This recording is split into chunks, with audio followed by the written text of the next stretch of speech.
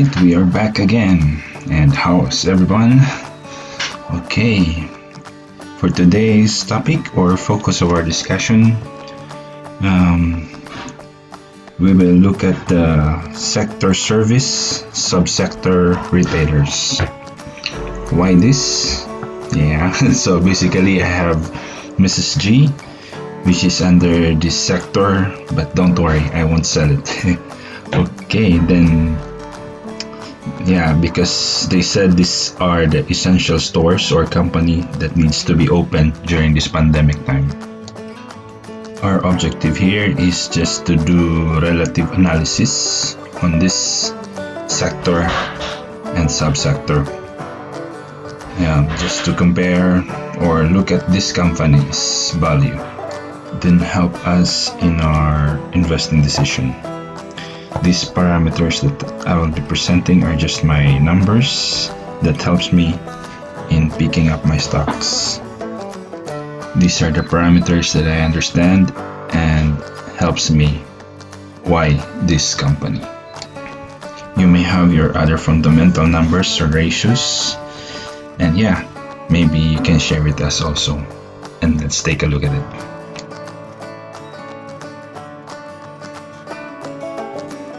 So the first ratio that we will look at is the current ratio. This just measures the ability of the company to pay its short-term obligations. Looking at their current ratios, all these retailer companies have current ratio greater than 1. So somehow they can fulfill their liabilities in the short term. However, if you will look at 7's current ratio, so it's just slightly above 1. So yeah, maybe take a look at this further. We also have this current ratio of B Gold, which is more than 3. So we need to look at this also.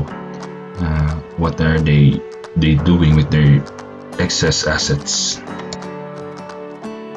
B Gold has more room for expansion or reinvestment using these excess assets that they have. This data come from PSE Edge and just based on the either Q3 or the annual report. Next that I'm looking at is this net current asset value per share or NCAV-PS. This measures how liquid the company would be if it closes now. Can they pay their investors with their current assets? This is a formula variation of Benjamin Graham's equation. Benjamin Graham is the father of value investing and the author of the Intelligent Investor book, and he is also the mentor of Warren Buffett. Benjamin Graham's formula is CA minus TL over outstanding shares, wherein CA is the current assets and TL is the total liabilities. Our formula that we use here is just CA minus CL over outstanding shares, whereas CL is the current liabilities. I'm using this formula variation using this current liability instead of the total liabilities because I'm focused with the current terms, and since we're still in this pandemic, it is better to look at the activities happening within this year. Now looking back at the companies that we have, so if these companies will close now, it is really SSI that will give us the most. Its NCAV-PS is greater than the current price. If they will liquidate and pay you, they can pay you at the current price now.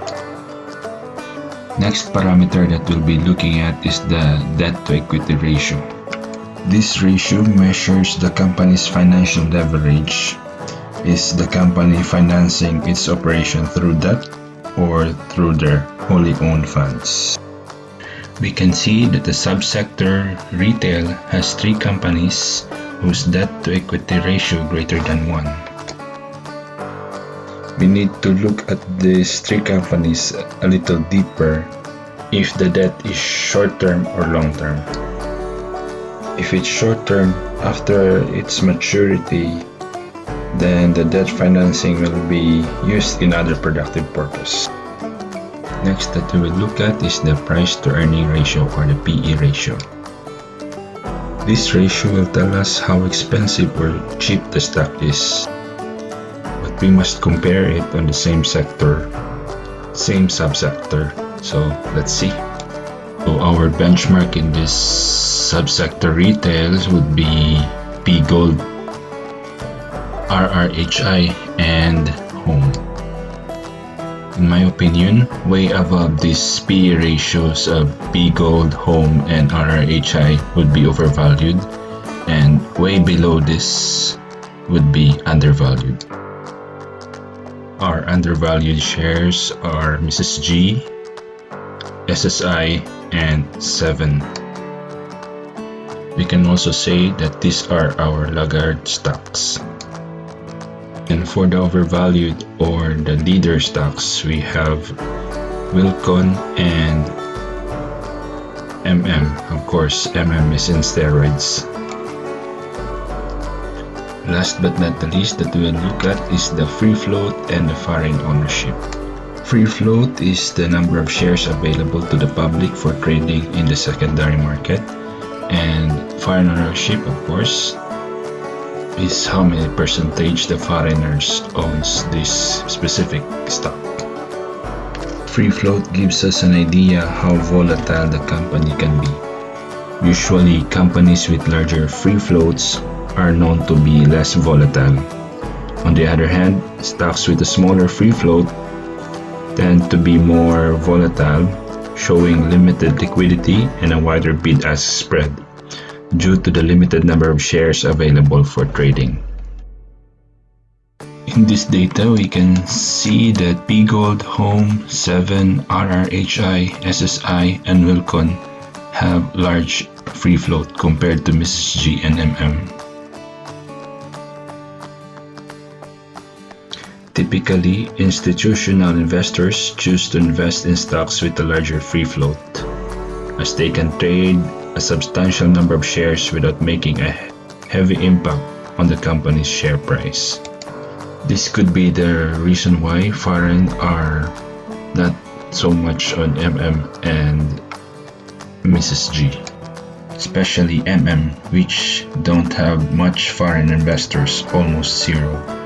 This is good since most of the foreigners are going out now and it is not affected by their flyout.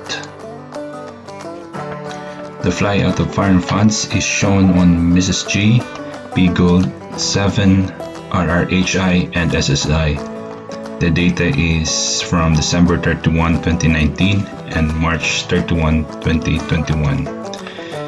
This is the pandemic effect, as we can see.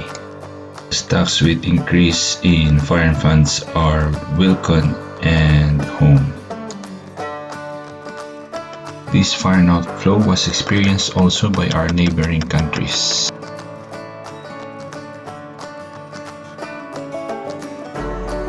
And where did this fund go? Of course, to the money market and bonds.